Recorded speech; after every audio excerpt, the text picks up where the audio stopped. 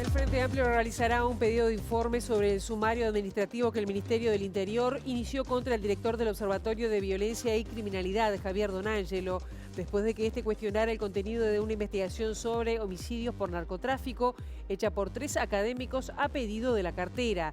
En una entrevista con el matutino El Observador, Donangelo cuestionó el trabajo hecho por Emiliano Rogido, Ignacio Cano y Dorian Borges, en la que se señala que las categorizaciones de homicidios empleadas por el observatorio tienen limitantes. En declaraciones a búsqueda, el subsecretario del Interior, Pablo Audala, dijo que el sumario no es una sanción, no cuestiona el desempeño de Donangelo, pero sí sus dichos. La bancada del Frente Amplio entiende que puede constituir un intento de tapar las causas de muerte violentas en el país y se trata de un cambio en las reglas de juego porque los datos le están dando mal al ministerio.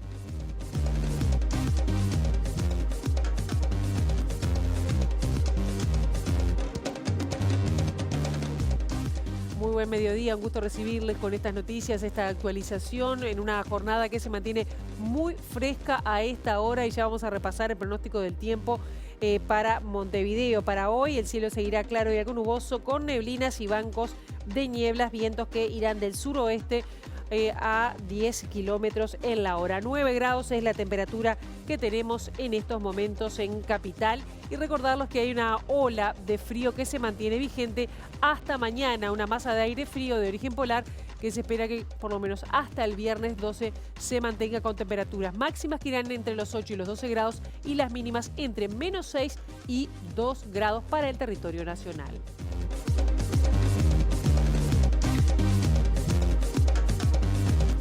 Y ya aprovechamos también para decirles que con las cámaras del Centro de Gestión de Movilidad hay varias calles que se encuentran cortadas a esta hora. Por ejemplo, Eduardo Acevedo hasta Emilio Frugoni, esto será hasta el 27 de julio por trabajo de saneamiento.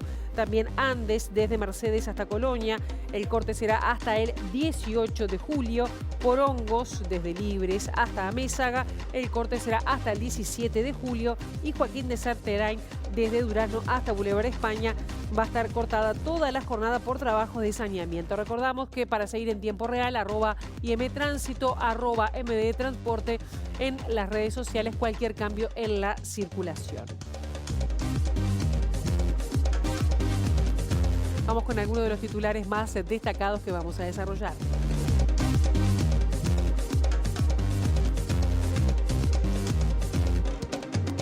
El expresidente de la República, Julio María Sanguinetti, en declaraciones a MBD Noticias, defendió la fórmula colorada y destacó como un planteo inteligente la posición coalicionista de Andrés Ojeda. El exmandatario dijo que en la coalición quien más ha cambiado es el Partido Nacional, que se ha aproximado a posiciones sociales que no son las suyas históricamente.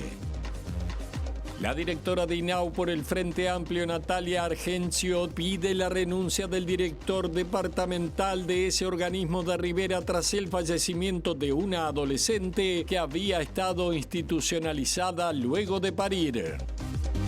Pese al crecimiento de las enfermedades respiratorias en niñas y niños producto de la ola de frío, las autoridades de la educación no prevén alargar las vacaciones. El ministro de Educación y Cultura, Pablo da Silveira, explicó que existe un monitoreo constante desde el Ministerio de Salud Pública. La Fiscalía de Lesa Humanidad respondió al recurso presentado por militares para anular causas de lesa humanidad. La selección uruguaya perdió 1-0 con Colombia en Charlotte y quedó afuera de la final de la Copa América de Estados Unidos y debe conformarse con disputar el tercer puesto ante Canadá el sábado. Javier Milei volvió a criticar a los legisladores de su país, a los que responsabilizó por la suba del dólar y del riesgo país. Los catalogó de degenerados fiscales.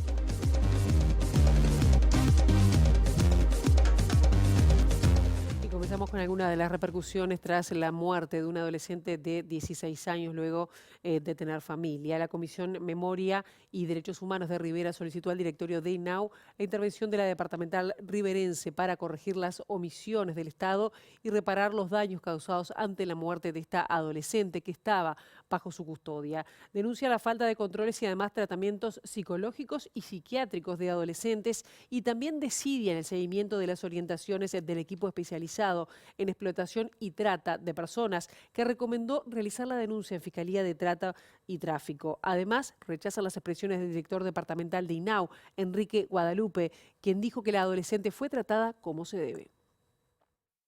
Le estamos pidiendo una intervención desde la institucionalidad para tener conocimiento de cómo se han manejado respecto a varios aspectos que vimos que quedan en evidencia, que de una u otra forma no están siendo atendidos y que los sujetos que se ven afectados son niños, niñas y adolescentes que se encuentran bajo la protección del INAU, y lo que uno espera justamente es que esta protección, como la palabra bien lo dice, cubra toda la atención integral y que ellos se sientan realmente contenidos en ese espacio. Si bien sabemos que en este caso no había una restricción de que el adolescente pudiera desplazarse fuera del INAU, digo, hay un ratio que nosotros tenemos que, está establecido que tenemos que saber dónde está ese adolescente. No puede pasar tanto tiempo fuera de la institución que está a cargo de su protección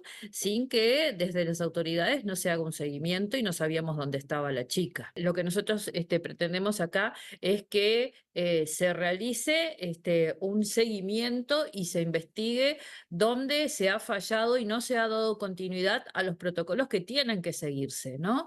Cuando nosotros hablamos que adolescentes o niñas y niños que están bajo la protección del INAU han salido en esto de que son las salidas no acordadas, en este transcurso donde nadie sabe dónde están estos niños, niñas, adolescentes, en esa salida a la calle, nosotros, en este caso, la chica había ingresado por un tema de violencia. Y esto se repite a lo largo de todo el país y no es de ahora, ¿no? La chica ingresó por violencia. Y seguimos en tema porque la directora en representación del Frente Amplio del INAU, Natalia Argencio, solicitó que se inicie una investigación administrativa de urgencia sobre el caso del adolescente. Argencio denuncia fallas en el sistema de protección y pide que se aparte del cargo al director departamental. Señaló que en este periodo no se avanzó en mecanismos para atender las situaciones de explotación sexual. Las denuncias en Rivera están puestas sobre la mesa, se presentaron 2 denuncias, eso es lo que he tomado conocimiento con mi equipo respecto a esta red de explotación sexual que está operando en el departamento. Estas denuncias están en la unidad de trata y de Fiscalía. Yo solicité al directorio en la tarde de hoy una reunión urgente con Fiscalía para tratar la situación. Tenemos que tener en cuenta que están todas las adolescentes que están en el sistema de protección hoy en Rivera y muchísimas, ¿no?, situaciones más de explotación sexual dentro del sistema de protección. Entonces, amerita realmente atender el problema, amerita atenderlo y atenderlo separadamente. La realidad es que hay que proteger hoy a las adolescentes que están en el sistema de protección, hay que atacar el delito. Estamos hablando de explotación sexual y hay que proceder a todos los instrumentos administrativos que tiene el instituto, ¿no?, para que realmente el amparo sea un lugar de protección y no de vulneración de derechos como ha sido. Está fallando el sistema de protección. Acá no es que necesitemos mecanismos de controles, lo que necesitamos es tener equipos, recursos humanos en cantidad y con las competencias, o sea, las capacidades, estoy hablando psicólogos, trabajadores sociales, abogadas, suficientes para atender las situaciones en las cuales las niñas, niños, adolescentes llegan al sistema de protección. Y la Facultad Latinoamericana de Ciencias Sociales, Flaxo, elaboró un estudio sobre violencias sexuales hacia las infancias y adolescencias, incluida la explotación sexual.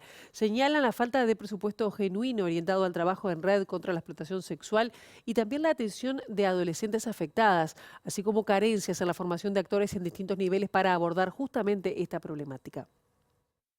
Las dificultades para identificar y para detectar el fenómeno tienen que ver con la falta de formación o con la necesidad de profundizar, digamos, una formación específica que requiere también de atender al fenómeno y a las personas involucradas con una perspectiva de género. Eso implica entender que el consentimiento no puede darse de forma autónoma, ¿no? Y como lo entendemos, tal como lo entendemos en la vida adulta, que está sobredeterminada la decisión, ¿no? de pronto mantener un intercambio sexual a cambio de algún beneficio, y que es un delito.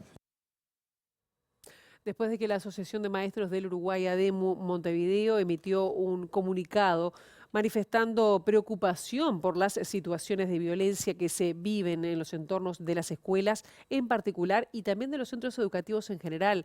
La directora general de Educación Inicial y Primaria, Olga de las Heras, dijo que desde el organismo se trabaja en forma coordinada con el Ministerio del Interior, también con INAU, Salud Pública, y hace para atender la situación que necesita un abordaje multidisciplinario.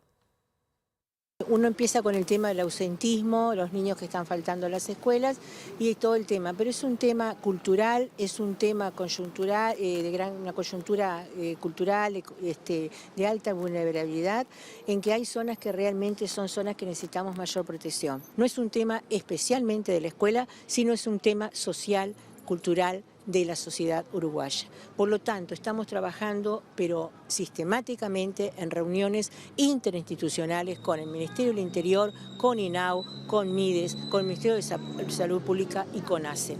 Sabemos que no podemos abordar un tema tan complejo como el que ustedes mencionan desde una sola mirada. Si es un problema complejo, lo tengo que resolver con distintas soluciones.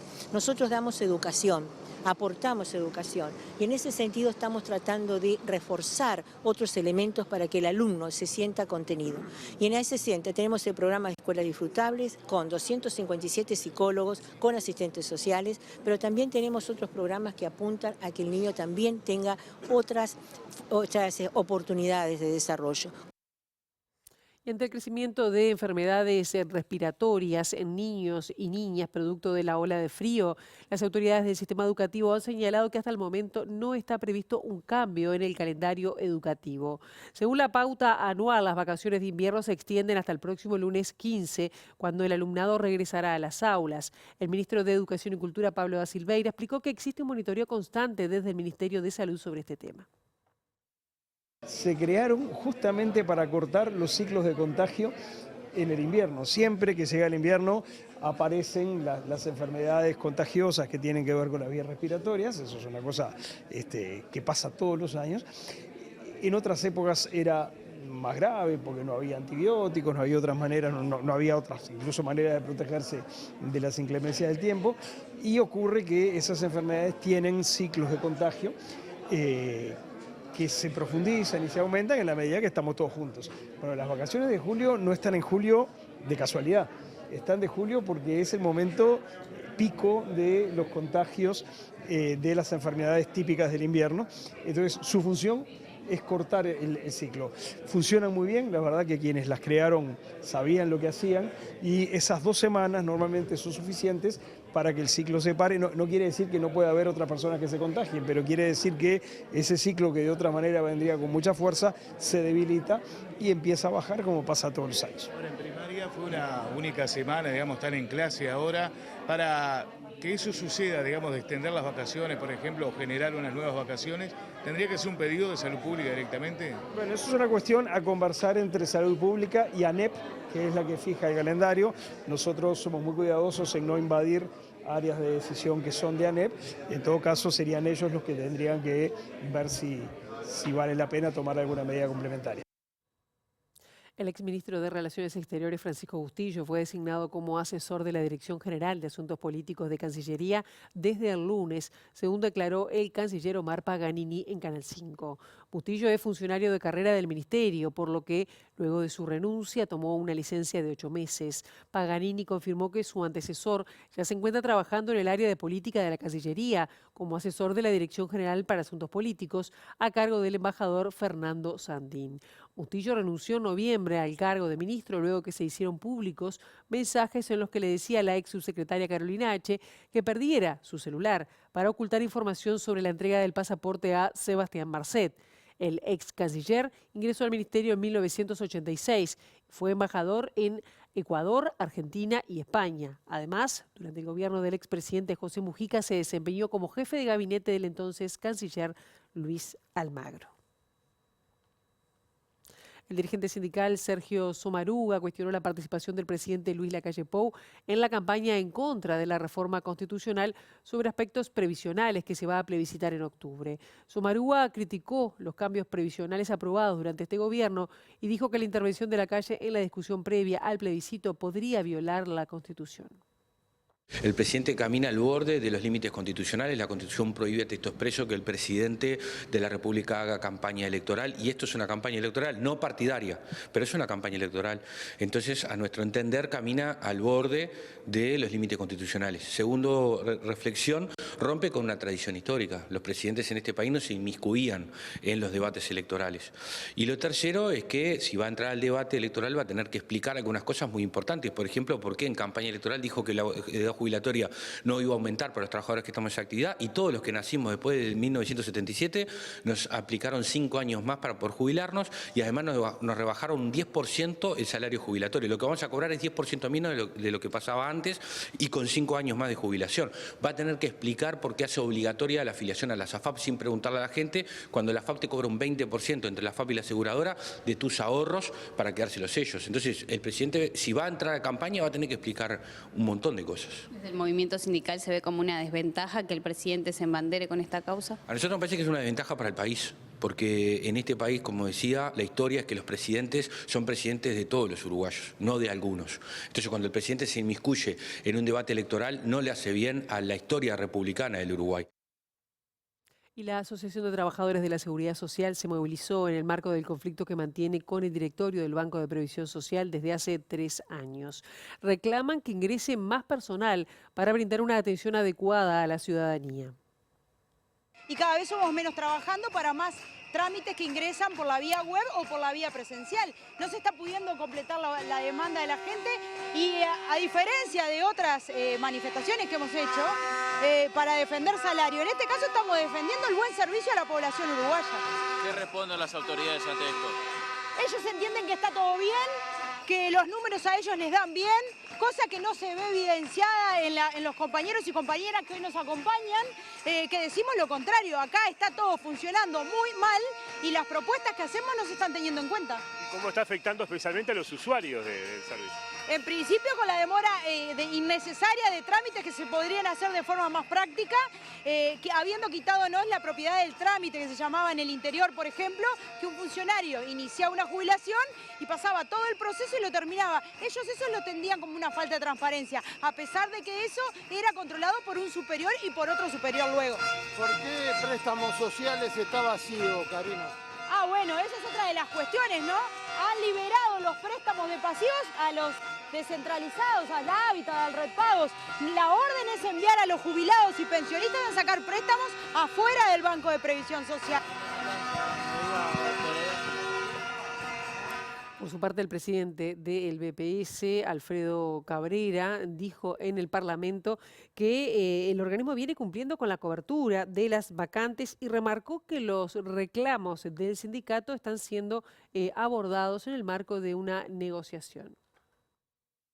Coincidió la sesión del directorio con una medida gremial, no hubo ninguna solicitud de planteo de ser recibidos por el directorio, porque no existió. O sea, en definitiva, coincidió directorio con medidas gremiales. Segundo, mostramos los números recién en la comisión, no es real el planteo que se hace, las vacantes han sido llenadas y los ingresos y las vacantes en el 2023-2024 más o menos coinciden. En los hechos hubieron ingresos excepcionales que tuvo el banco el año pasado, de manera temporal, pero excepcionales porque como estábamos instrumentando la reforma, se ingresaron también pasantes a término que implicaron que si miráramos números absolutos son superiores los ingresos que los egresos en el 2023 y 2024. O sea que no compartimos esa visión que tiene.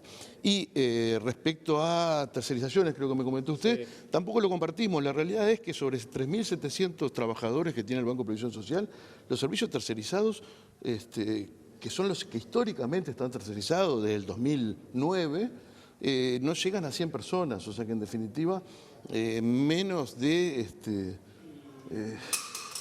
un 1%, estamos en un número insignificante de trabajadores tercerizados en relación a la plantilla total.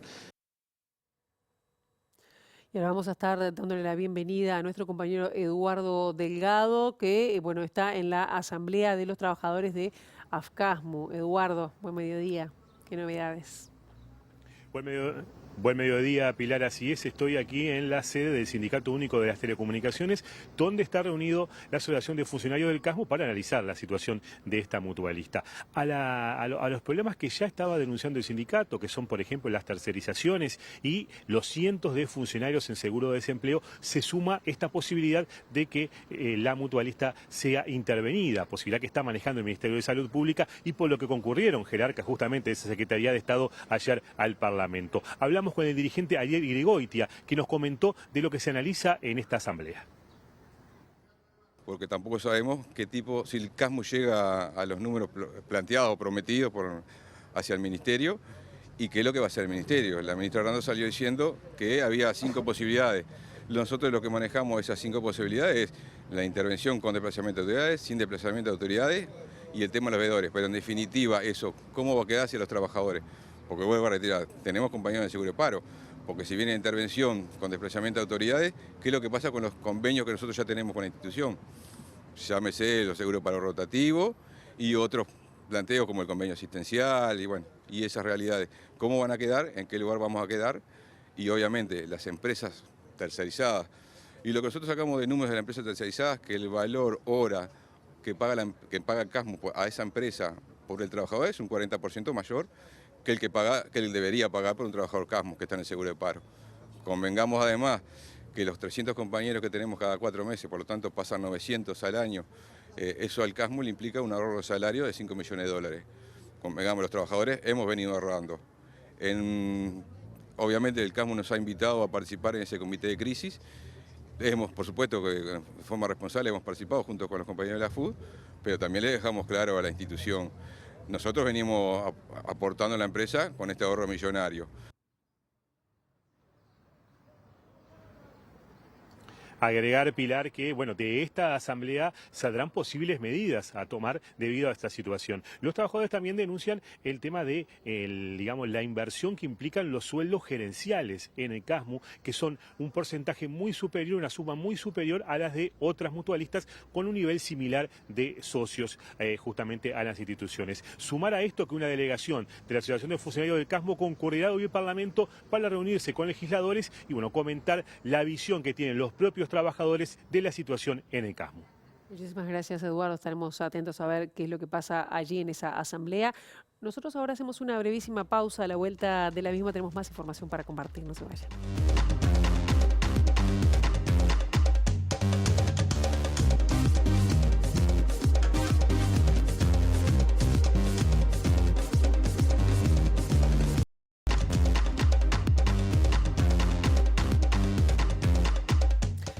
Bloque de MB Noticias, 9 grados es la temperatura en estos momentos en Capital.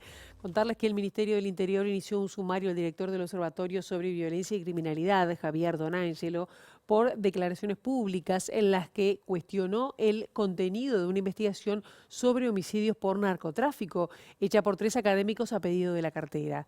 Decirles que, según informó Búsqueda, la medida se aplicó en respuesta a los dichos de Donangelo en una entrevista con el diario El Observador.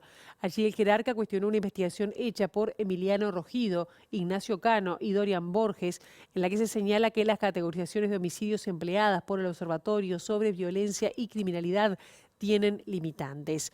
Consultado por Búsqueda, el subsecretario del Ministerio del Interior, Pablo Abdala, dijo que el sumario aplicado al director del observatorio no es una sanción y no se debe a su desempeño, sino al contenido de sus dichos.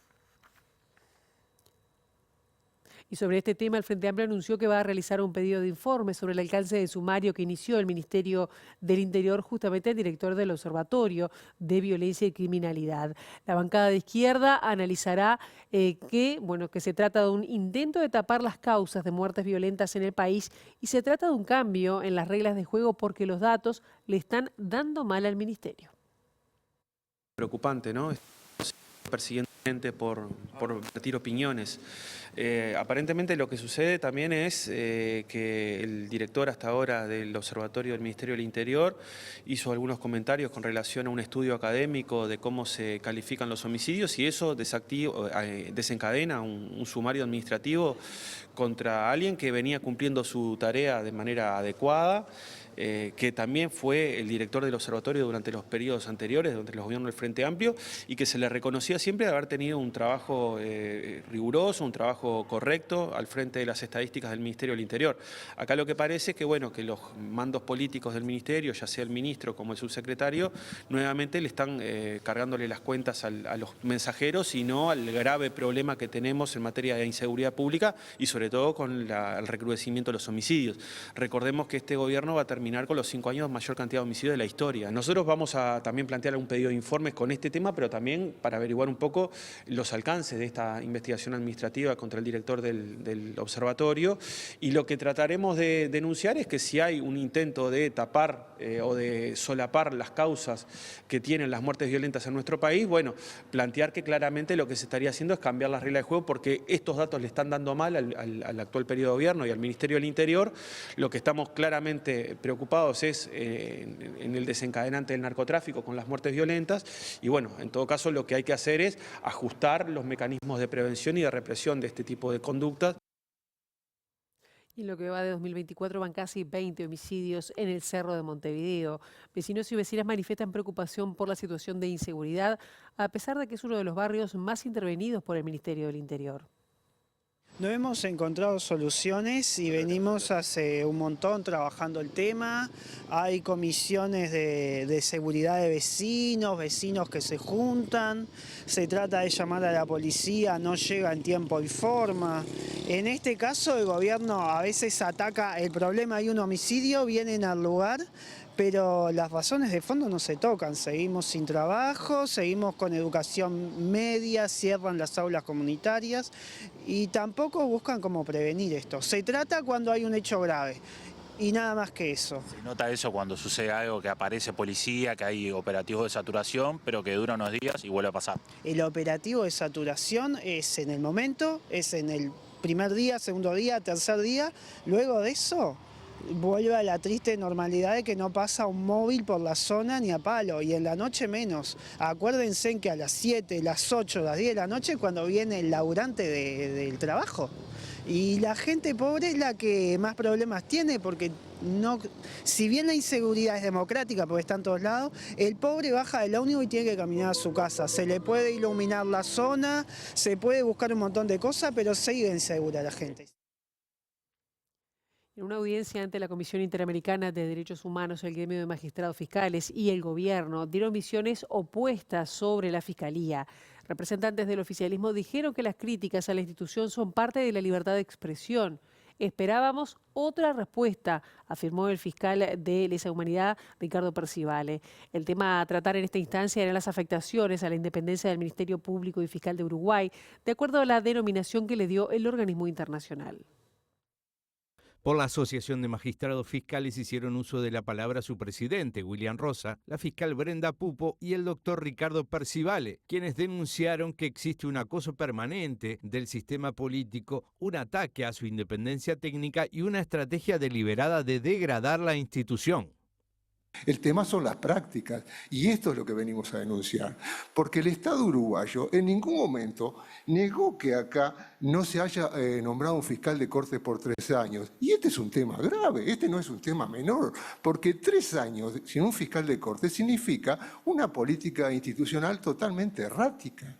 Y esto se tiene que vincular con los otros puntos, esto no es un punto menor y aislado, porque aquí hay 2 problemas grandes. Primero, no sabemos si hay tratativas por la designación del fiscal de corte, que eso ya nos preocupa. Y segundo término, nos preocupa que si las hay, no haya transparencia. El embajador uruguayo ante la OEA, Washington Abdala, defendió el espíritu democrático del país y dijo que no se puede prohibir la libre expresión de las personas. Para ser garantistas realmente, el principio de reserva en la etapa investigativa, en una carpeta investigativa, en una etapa inicial de una imputación o eventual imputación fiscal, debe mantener la reserva. Y el celo es de la Fiscalía de Corte. El celo es de la Fiscalía de Corte. Y si existe algún actor o algún auxiliar de la justicia que eventualmente puede incumplir irresponsabilidad, el celo es de la Fiscalía de Corte. Y le digo esto para que los comisionados tengan claro que en el Uruguay han existido filtraciones en casos connotados. Muchos de esos son los que hacen referencia a parte de la dinámica de la contestación de los legisladores y de otros actores políticos. Digo además algo importante para que los relatores tengan en claro. Si será democrático el Uruguay, que parte de las críticas que van de un lado y van del otro, obedecen a miradas filosóficas distintas. El ex fiscal de corte, protagonista principal y constructor de toda esta nueva dinámica que el Uruguay acepta con buen talante, el propio fiscal de corte se queja de una fiscal actuante en un caso donde él interviene.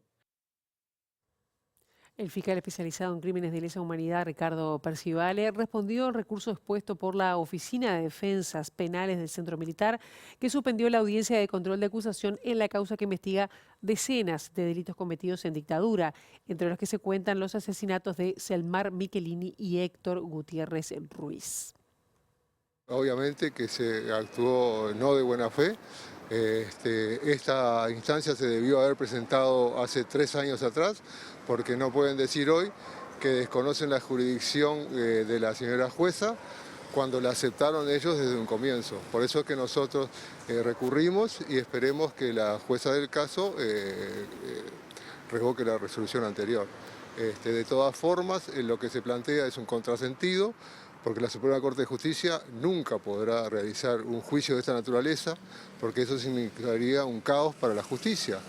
Porque si se le da razón a las defensas, quiere decir que la Suprema Corte de Justicia va a tener que actuar en este caso, y este caso suponemos que va a demorar 3 meses el juicio en sí. ¿Se puede pensar que la Suprema Corte de Justicia esté paralizada por 3 meses para llevar un juicio de esta naturaleza? Y además porque no hay ninguna razón desde el punto de vista jurídico, aunque lo hiciera. Desde el punto de vista práctico, en lo jurídico no hay ninguna razón para que se eleven las actuaciones a la Suprema Corte de Justicia, que es lo que plantea la defensa. Momento de salir nuevamente a exteriores y esta vez a tomar contacto con nuestra compañera Juliana Perdomo. Juliana, muy buenos días, bienvenida.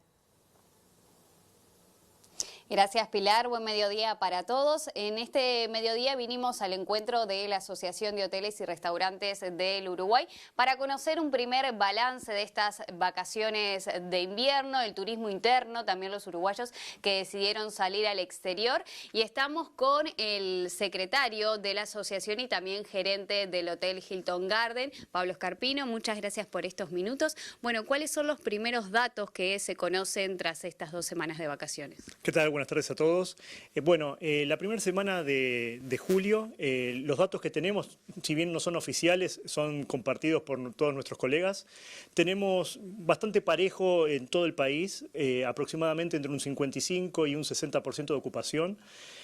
Obviamente donde mejor ha estado por ahí es la parte del oeste, Salto y Colonia, pero a su vez sigue siendo menor que prepandemia y o si bien es un poco mejor que el año pasado, pero bueno, los números para que sean acordes a la época deberían estar por arriba del 70%, pero bueno, no deja de ser ver una notoria mejoría año contra año en ese sector. Montevideo es un destino, ¿no es cierto?, que tiene un mix un poco especial. Estamos por debajo a lo que también fue el año pasado, estamos rondando el 60% de ocupación. Y la Plaza del Este, tanto Rocha como Maldonado, la primera semana ha sido también entre un 60 y un 65% de ocupación. Que bueno, para esta segunda semana en la que estamos transcurriendo, los números ya no son tan así, ya hay una notoria caída en ellos, estamos más cerca de casi un 40%, con lo cual si miramos para todo el mes, las expectativas tampoco son tan buenas. Y viendo a futuro, las próximas 2 semanas, esperando al público argentino, tenemos muchas consultas, pero todavía no hay concreción, o sea, los hoteles no tienen una base de reservas todavía acordes como para definir cómo va a terminar el mes, pero bueno, esto es casi día a día y la gente llama y se hospeda en el día directamente. ¿Se espera que mejore esa reserva de argentinos?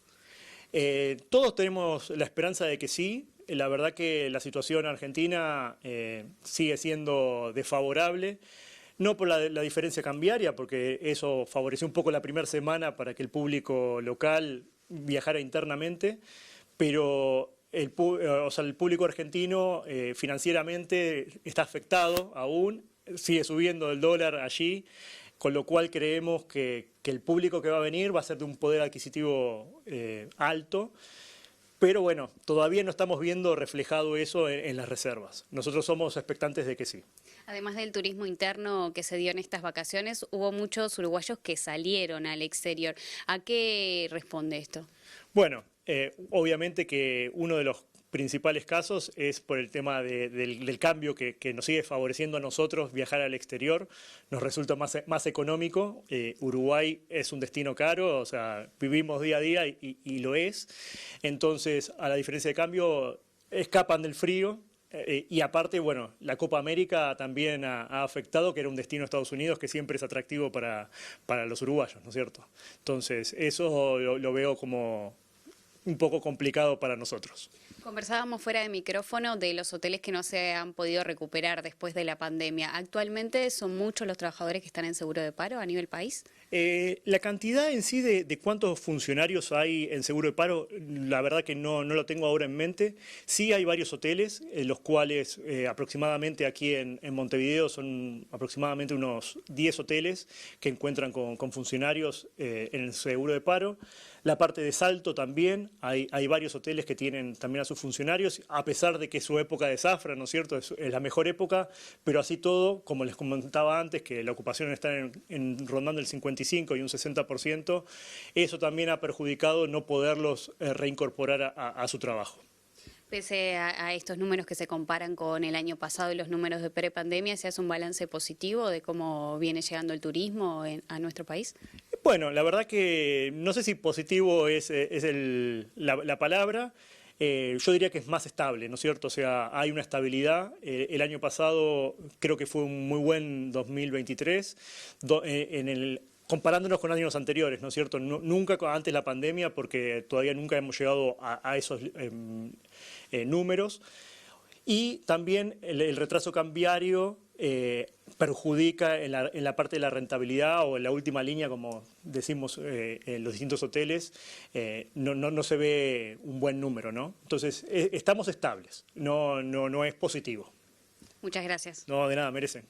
Bueno, Pilar, así pasaba el secretario de la Asociación de Hoteles y Restaurantes del Uruguay a propósito de este balance de las vacaciones. Por supuesto, vamos a estar atentos a los números que brinde el Ministerio de Turismo y seguir trabajando en el tema. Bien, muchísimas gracias, Juliana. Volveremos contigo en cualquier momento. Y nosotros hacemos la última pausa y seguimos con el último tramo de MB Noticias.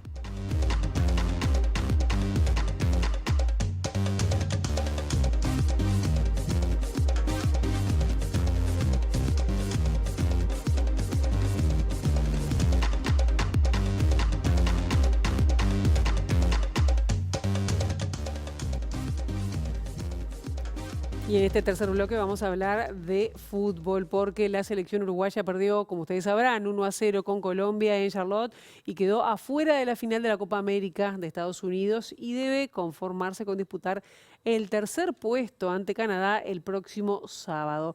Argentina espera a Colombia el domingo en Miami, donde van a definir quién será el campeón y vicecontinental. Esta es la primera gran ocasión del partido, el desborde de Lucho Díaz. Y el cabezazo de Muñoz, que le ganó muy bien a Olivera, pero que la mandó por afuera. Estuvo cerca de concretar el primero. Iba a empezar el desperdicio de Darwin Núñez en esta jugada, rompiendo bien por el medio. De zurda la mandaba por afuera. Acá el error de Mojica, que bien sigue la jugada Darwin. Y en esta de pierna derecha la manda por arriba.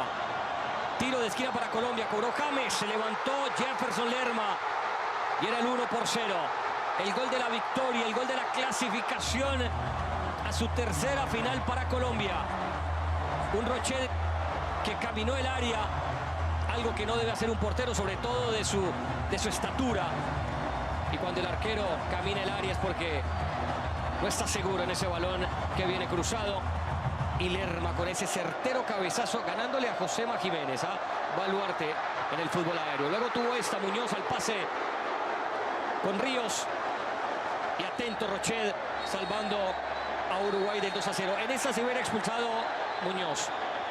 Mete un codazo, sin balón. El VAR pudo llamar también a Ramos, al colegiado mexicano, porque esa agresión sin balón pudo ser roja directa. Aquí le habían mostrado la amarilla. Y luego con ese codo al pecho de Ugarte le iban a mostrar la segunda amarilla, dejando irresponsablemente a Colombia con uno menos. En el segundo tiempo iba a ingresar Arias, por Arias, John, y Uruguay que se iba a venir con todo el ataque, hacía los cambios necesarios. Bielsa, ingresaba a Suárez, ingresaba a Olivera, y empezaba Uruguay a tener oportunidades como esta, el remate al poste de Luis Suárez. Se salvaba Colombia, no podía pasar de la mitad del campo Colombia. Luego ingresaría Mina en Colombia para darle más solidez defensiva. Esta la iba a tener Valverde con mucha ubicación, sin tanta potencia como lo tenemos acostumbrado a ver en el Real Madrid. La mandaba por afuera.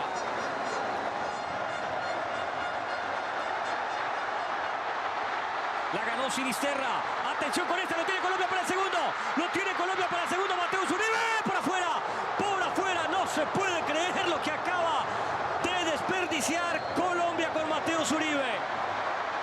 Le va a quedar a Sinisterra. Atención. Lo tiene Uribe para el segundo. Palo. Palo salvó Rochet. Palo y se salva Uruguay. Colombia, después de 23 años, regresa a una final de Copa América. Y bueno, lo tendremos que ver el sábado. Marcelo Bielsa asumió su responsabilidad en la derrota. Dijo que el equipo de mejores individualidades cayó derrotado. Los momentos en los que pudimos desnivelar no lo conseguimos, dijo el entrenador, principalmente en el primer tiempo. Después, los detalles en estos partidos cuentan, dijo Bielsa en conferencia de prensa. Nosotros deberíamos haber creado más peligro, si bien tuvimos algunas opciones claras. Me parece que deberíamos haber generado más situaciones de gol que las que generamos. Después, en los últimos minutos, ellos podrían haber aumentado el marcador porque las opciones de gol que tuvieron fueron muy claras. Bueno, después todos los caminos posibles los intentamos. Todos los jugadores creativos del equipo tuvieron participación. Intentar todos los caminos no exime de la responsabilidad de haber podido desnivelar un partido que estábamos en condiciones de hacerlo en el primer tiempo por la elaboración de las jugadas de ataque y en el segundo tiempo por el hombre de más. Vamos a recordar que cuando terminó el partido se generaron una serie de incidentes que comenzaron en la cancha y luego se trasladaron a la tribuna. José María Jiménez explicó que los jugadores celestes subieron a la tribuna para defender a sus familias de agresiones de hinchas colombianos. Nuestra familia corrió peligro, dijo Josema, y tuvimos que correr a la tribuna para sacar a nuestros seres queridos. Había bebés chiquitos recién nacidos. Esto es un desastre, dijo Jiménez a la transmisión oficial.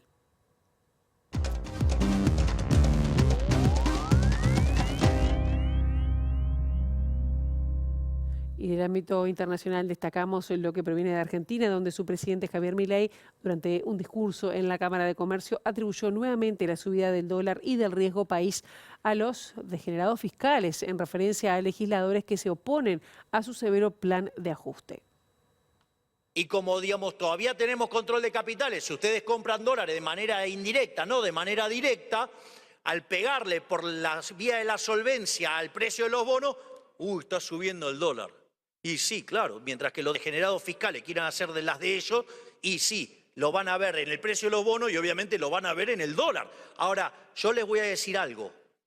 Si los degenerados fiscales quieren pasar leyes que vayan contra el equilibrio presupuestario, ¿saben qué? Las voy a vetar todas. No voy a entregar el resultado fiscal. Durante un discurso en la Bolsa de Comercio, el mandatario argentino aseguró este miércoles que el déficit cero es la manera más brutal de todas para asegurar la condición de solvencia intertemporal y argumentó que por eso el riesgo país pasó de 2.900 puntos y llegó a tocar los 1.100 hasta que el Congreso empezó a hacer de las suyas con los degenerados fiscales, queriendo gastar como locos y el mercado pasó la factura, según dijo. Milei afirmó que eso se vio reflejado también en el precio de los bonos y en el dólar y amenazó con vetar todas las leyes que provengan del Parlamento y afecten sus planes económicos. La advertencia de Milei se da en un momento en el que su gobierno intenta dilatar el trámite en el Senado de la ley aprobada por los diputados para el ajuste de la jubilación a la inflación, lo que supone un aumento del gasto público de un 0,4% del Producto Bruto Interno. El mandatario argentino firmó el martes con aliados y opositores dialoguistas el Pacto de Mayo, un acuerdo de 10 puntos que él mismo considera un punto de inflexión para cambiar el rumbo económico del país. Hasta aquí llegamos con esta edición de Mediodía de MBD Noticias. La actualización informativa será a las 18:55. Pasen ustedes una muy buena jornada.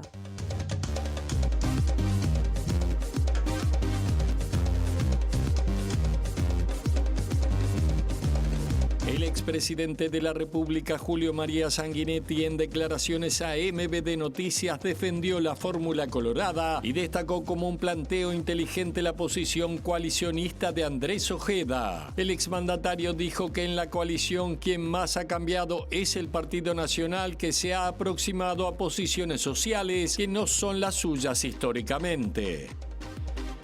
La directora de INAU por el Frente Amplio, Natalia Argencio, pide la renuncia del director departamental de ese organismo de Rivera tras el fallecimiento de una adolescente que había estado institucionalizada luego de parir. Pese al crecimiento de las enfermedades respiratorias en niñas y niños producto de la ola de frío, las autoridades de la educación no prevén alargar las vacaciones. El ministro de Educación y Cultura, Pablo da Silveira, explicó que existe un monitoreo constante desde el Ministerio de Salud Pública. La Fiscalía de Lesa Humanidad respondió al recurso presentado por militares para anular causas de lesa humanidad. La selección uruguaya perdió 1-0 con Colombia en Charlotte y quedó afuera de la final de la Copa América de Estados Unidos y debe conformarse con disputar el tercer puesto ante Canadá el sábado. Javier Milei volvió a criticar a los legisladores de su país, a los que responsabilizó por la suba del dólar y del riesgo país. Los catalogó de degenerados fiscales. El Frente Amplio realizará un pedido de informe sobre el sumario administrativo que el Ministerio del Interior inició contra el director del Observatorio de Violencia y Criminalidad, Javier Donangelo, después que este cuestionó el contenido de una investigación sobre homicidios por narcotráfico hecha por 3 académicos a pedido de la cartera.